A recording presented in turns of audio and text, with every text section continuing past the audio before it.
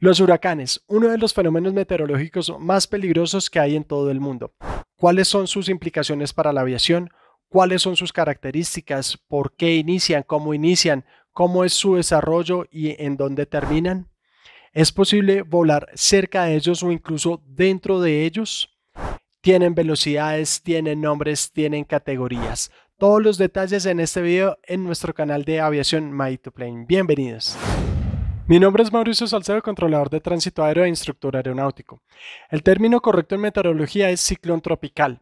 Los ciclones tropicales son sistemas tormentosos que se generan o giran en torno a un centro de baja presión.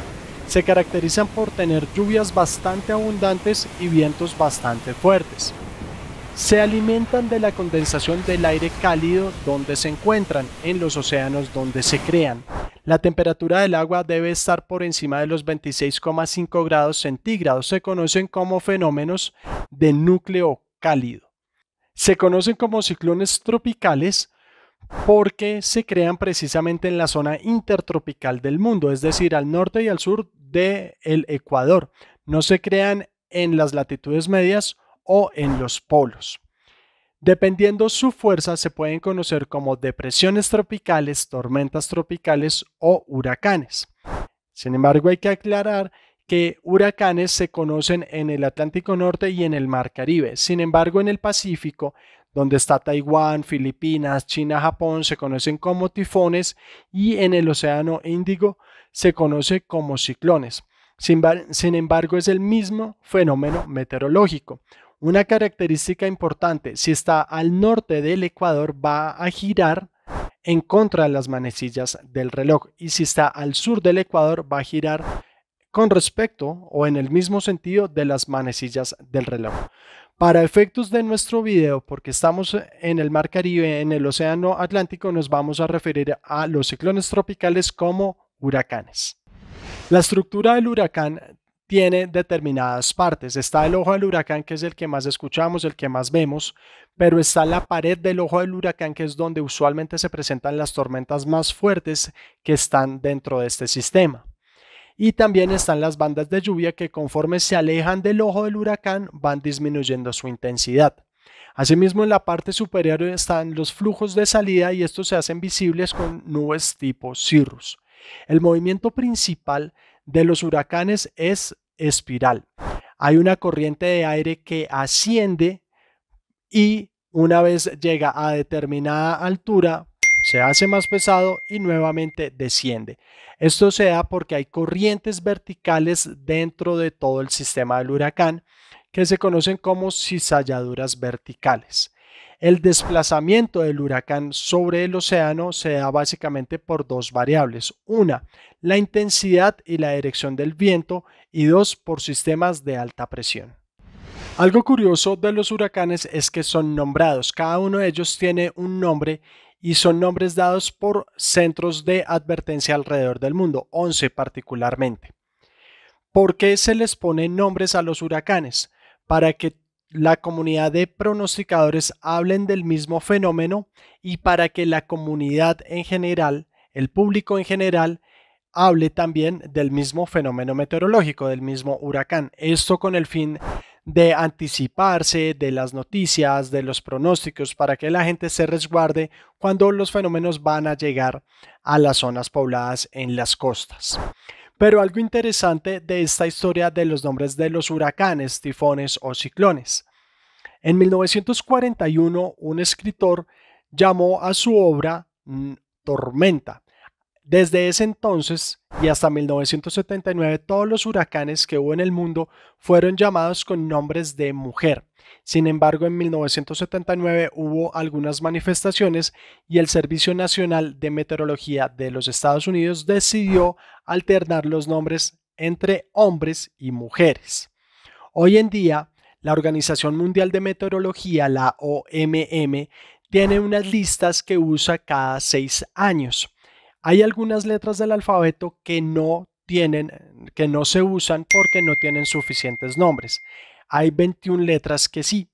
Si en un año, si en una de las temporadas de huracanes, que sean entre junio y noviembre usualmente en el año, se dan más de 21, pueden ser depresiones, tormentas tropicales o huracanes, se empieza a usar el alfabeto griego.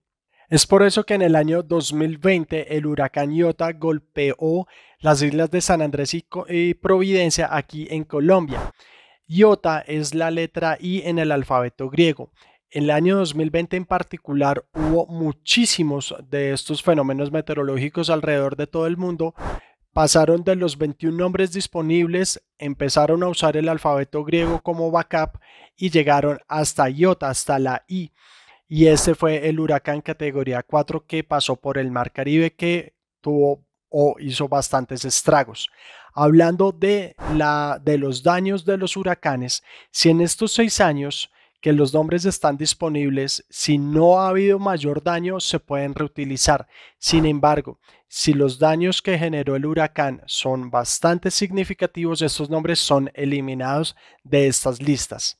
Por ejemplo, el huracán Katrina o por ejemplo, el huracán Andrew. Los huracanes son tan devastadores que hay una inversión importante por parte de muchos países para su investigación, para su pronóstico, para que las poblaciones estén lo mejor preparadas posible cuando se va a acercar uno de estos fenómenos. Sin embargo, no es tan fácil determinar su desplazamiento porque cambia. Hay momentos que se desplazan mucho más rápido en línea recta, a veces en curva, disminuyen su velocidad, su intensidad. La categoría de los huracanes se da por la velocidad de sus vientos, categoría 1 a categoría 5. Estas categorías de Saffir y Simpson se dan precisamente por estas velocidades y así usualmente se conocen. ¿Y quiénes investigan esto? Aquí hablando de aviones. Bueno, hay diferentes entidades que investigan, que sobrevuelan, que ingresan a los huracanes. Lo hacen en el Atlántico Norte, en el Pacífico, para determinar las condiciones de los huracanes, cuáles son las condiciones meteorológicas de temperatura, de presiones, de velocidades. Esto lo hacen básicamente 3 entidades. Está la NOAA, está la Fuerza Aérea de los Estados Unidos y está la Marina de los Estados Unidos. La NOAA, por sus siglas en inglés, es la Administración Nacional Oceánica y Atmosférica. La NOAA tiene varios tipos de aeronave. Tiene un Gulfstream 4 que tiene la capacidad de volar por encima de los huracanes para determinar su intensidad y su dirección. También tiene los famosos Lockheed P-3 Orion, que tienen la característica principal de llegar al ojo del huracán atravesando las paredes del ojo del huracán donde hay más turbulencia. Tienen aviones Twin Otter y Beechcraft. Y también están los C-130 Juliet de la Fuerza Aérea de los Estados Unidos. Precisamente fue un Hércules C-130 Juliet de la Fuerza Aérea de los Estados Unidos que sobrevoló el pasado 24 de octubre lo que hasta el momento era la tormenta tropical Otis, que sabemos que en tan solo 24 horas, por el incremento de sus vientos, pasó a ser un huracán mayor, un huracán categoría 5. Ha sido hasta el momento uno de los más devastadores que ha golpeado a México y que se ha creado en el mundo en toda su historia. ¿Y por qué se dio este cambio tan drástico en tan corto tiempo? Por la temperatura del agua de la zona de Acapulco, que está en aproximadamente unos 30 grados centígrados. Entonces se dan unas condiciones adecuadas, muy oportunas en este caso, para pasar de una tormenta tropical a un huracán mayor.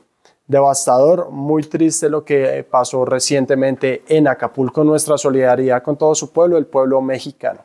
Para la aviación comercial existen los mensajes tipo SIGMET, que son fenómenos significativos en ruta que los pilotos deben conocer muy bien cuando van a cruzar grandes áreas, cuando van a hacer vuelos muy largos o vuelos muy cortos, pero que puedan cruzar estas zonas.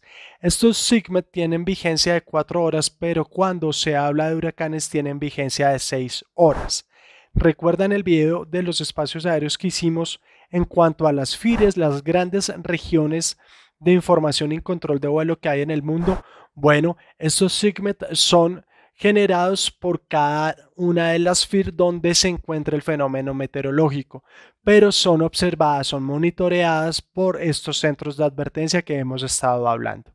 Estas mismas regiones de información de vuelo son las que se encargan a través de los controladores de tránsito aéreo de informar a los pilotos y eventualmente desviar los vuelos para evitar que pasen muy cerca a los huracanes, ya que los vientos de los huracanes, las tormentas de los huracanes son bastante fuertes y esas sí son bastante peligrosas. Entonces, solo los aviones de la NOAA son los aviones que ingresan a los huracanes. De resto, siempre los vuelos están volando a bastantes kilómetros de distancia. Entonces es un fenómeno meteorológico bastante agresivo que se está monitoreando constantemente y sobre todo en la temporada de huracanes.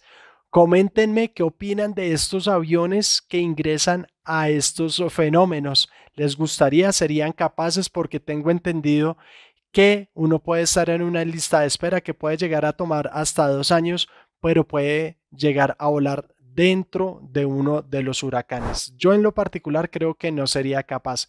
¿Y ustedes? Espero les haya gustado estos datos importantes de los huracanes, tifones o ciclones.